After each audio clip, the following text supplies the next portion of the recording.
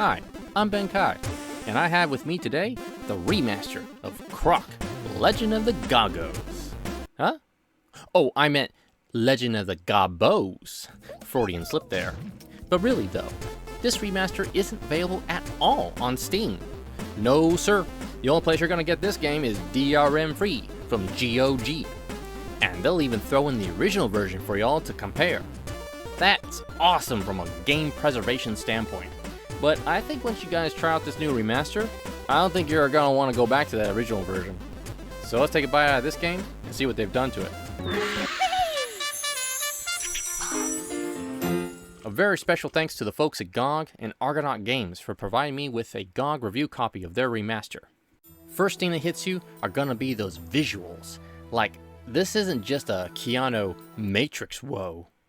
Nah, this is more like a Keanu Bill and Ted whoa moment. Whoa! Comparing these screens from the intro and the first couple levels with my PS1 copy, the differences are extraordinary.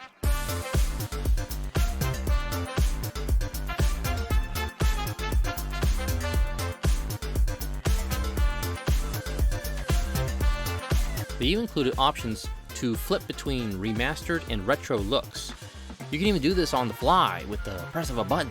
Even the retro option looks so much better than trying to emulate my PS1 copy in 1080p. So graphics are good, obviously, but the real shine here is in the new controls. You see, Croc was originally designed with those dreaded tank controls, and y'all know how I feel about those. I don't want to do that. Now, if y'all remember my video about the Glitch Fairy, I said I was never really good at platforming games, and 3D platformers are no exception. But a big part of the fail was in those dated control schemes.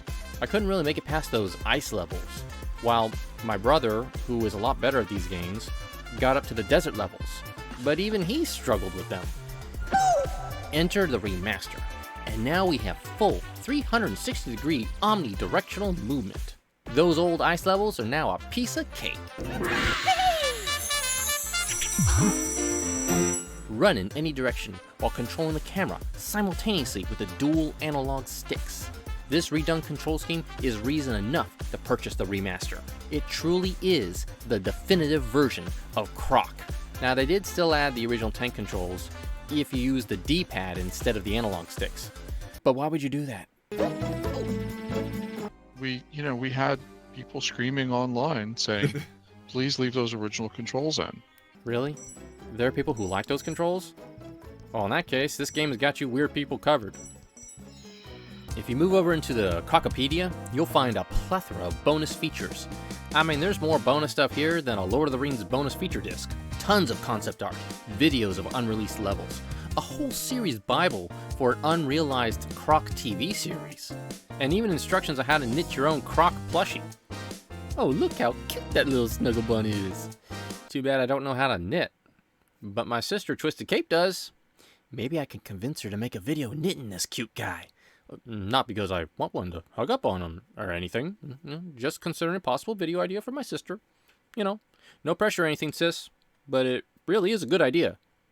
Just saying. Anyway, the bonus section also includes tons of developer interviews with lots of the people that worked on the original Croc, with some very interesting insights. And then we signed this deal with Nintendo, which enabled Nintendo to learn how to build 3D games. And so we would spend time teaching Nintendo 3D. We held lessons in Japan. Are you serious? You guys taught Nintendo how to make 3D platformers. And then they went ahead and made Mario 64? Without even crediting you? And sure enough, Mario 64 came out before Croc had shipped, which was a blow to us because we invented that category. We gave them the idea. We showed them the visuals. It looked like Mario 64. I mean, it basically, it was a shock to us and a disappointment that they got there first. Yeah, no doubt. And clearly you guys had the idea first, since this unreleased level looks a lot like Mario 64's ice sliding. As we progressed, and especially because we'd already pitched it to Nintendo, and Nintendo had said, no, we want to do that ourselves. So at some point we knew Nintendo was going to compete with us and they had infinitely more resources than we did. Why am I not surprised that Nintendo would pull a fast one like this? Well, who cares about that old plumber? Because in the end, Croc will just eat his competition. Delicious. Speaking of Nintendo, how they treat their fans is just atrocious. Shutting down fan projects or even threatening them with jail time? But not Argonaut. No, those guys actually sought out a fan who had been working on a patch for Croc, getting it to work on modern systems. That man's name is Zane Van Ypern. My name is Zane Van Ypern. I am basically just someone who loved Croc as a kid. He grew up playing Croc and loved it so much, found some of the old source code, and started working on what is now called the Croc Definitive Edition. I mean, the hardest part starting the project was finding the source code. Jez said he had it and couldn't find it in his house. So, I knew I had a backup somewhere, but I couldn't find it. you know, and then we ended up Googling, and there was a guy in Australia who had the code, who had been maintaining it, Wow. and had been fixing bugs. And we're like, holy crap! Reached out to him and said, hey, can we have this? And he panicked because he thought we were, that he was in trouble. Well, no doubt. Nintendo set a terrible precedent for fan projects, but that just shows you how great the Argonaut team is. We're not coming after you. Like, we're very happy to have found this. And he gave us the code, kind of helped us out a little bit.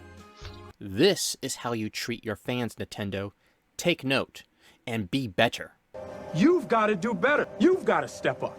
And Mr. Van Ypern, all I have to say to you is thank you. Thank you for all the hard work you put into your patch. You've done an incredible job at preserving such a wonderful classic. Without it, I don't think this remaster would even exist.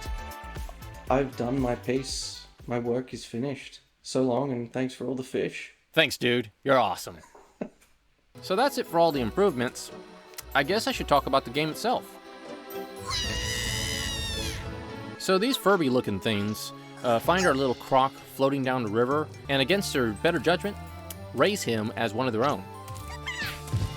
Hopefully he won't want to eat them when he gets bigger. Nah, he's too cute to be carnivorous. Look at that guy. Kinda reminds me of my old baby gator in my pond. See? Even things that want to eat ya can be cute. Actually, now that I think of it, Croc looks more like a gator based on his wider snout, but calling our green little hero Gator doesn't have the same ring to it as Croc. I don't know. Being a Florida man myself, I'm kinda partial to calling him Gator Man. Go Gators! Back to the story. Croc and the Furby Fiends were living a pretty nice life on their tropical island. Until a big old Toad shows up with his demon buddies and locks all the troubles away. Why?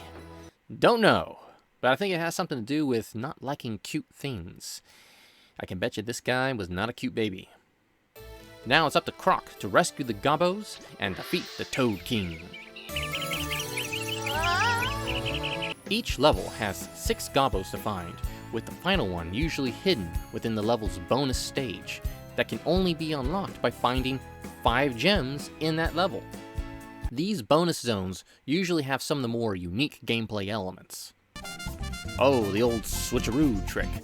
Can't fool me. It's that one. Ha! Gotcha! That's the power of being a YouTuber. I replay my footage in slow-mo. Be warned that if you fail any of the minigames in the bonus section, then you won't be able to retry it. No, you're gonna have to go through that whole level all over again. And hope you don't screw up again. Yeah, this is the part where I say save states would have been beneficial. Now, Croc only has 2 moves, the tail whip and the butt stomp. I read online at the time that Croc copied these moves from Mario and Gex. Oh yeah, it's tail time. But what they don't have is Croc's cuteness. Those little Kerpluis and Yazoos just bring a smile to my face every time. It's that youthful charm that sets our little reptile apart from the rest. As you progress, you'll go through 4 zones. The meadow area is your starting zone, and generally has the easiest platforming stuff and simplest enemies. This area basically prepares you for the next area, the ice zone. These levels introduce new enemy types, tinier platforms, and have the slippery ice floors to screw with your jumps.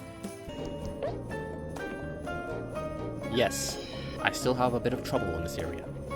Zone 3 is the desert, which adds a swimming pool. Yeah, now Croc is in his natural hunting habitat. And with these new controls, he swims around with ease. The desert also introduces these nighttime levels that give you reduced vision. It can be quite hard to navigate in these dark areas.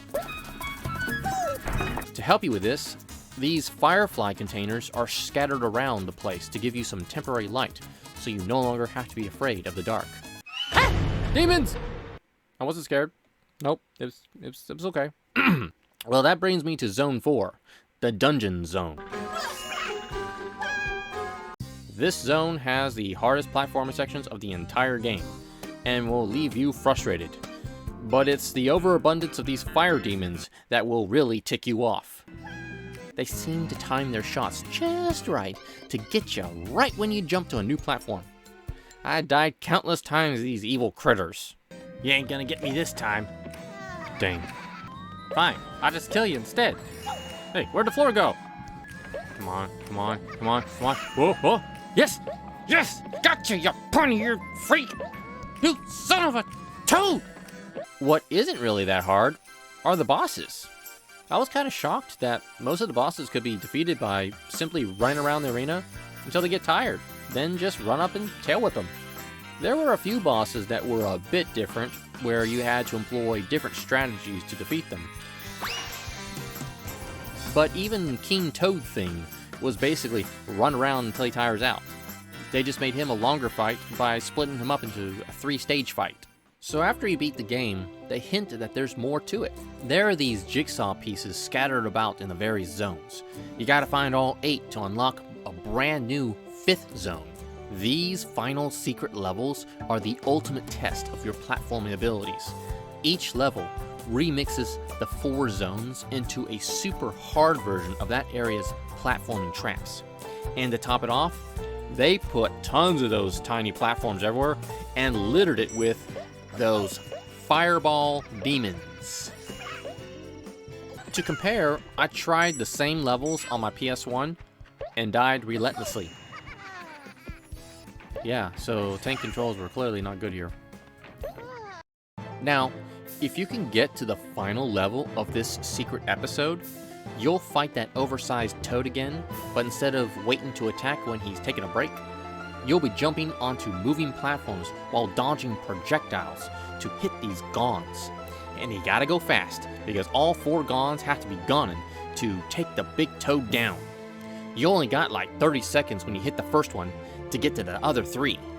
This was next to impossible with Tomb Raider controls on the PS1. But I blew through this easily on the remastered.